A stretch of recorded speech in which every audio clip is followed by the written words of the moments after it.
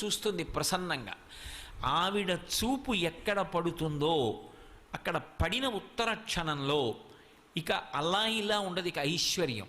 అది ఉత్సాహం కానివ్వండి, సంతోషం కానివ్వండి, పూనిక కానివ్వండి, అక్కడ ఉండేటటువంటి సంపద కానివ్వండి, అవన్నీ కూడా అంత పుష్కళత్వాన్ని పొందుతాయి, అంత సంతోషంగా ఉంటుంది.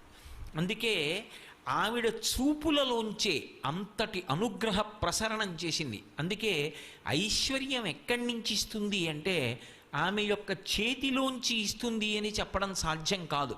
అందుకే లక్ష్మీ కటాక్షము అంటూ ఉంటారు. ఆవిడ చూపు పడితే చాలు, ఒక్కసారి అలా ప్రసన్నంగా చూసిందా, ఇక అక్కడ ఎంత ఐశ్వర్యం ఏర్పడుతుంది అనేటటువంటి దాని గురించి చెప్పడం ఎవరికీ సాధ్యం కాదు. అయితే మీరు ఒక్క విషయం జ్ఞాపకం పెట్టుకోవాలి, నేను ఐశ్వర్యము ఐశ్వర్యము ఐశ్వర్యము అన్న మాట వాడుతున్నప్పుడు కేవలము నేను సంపద గురించి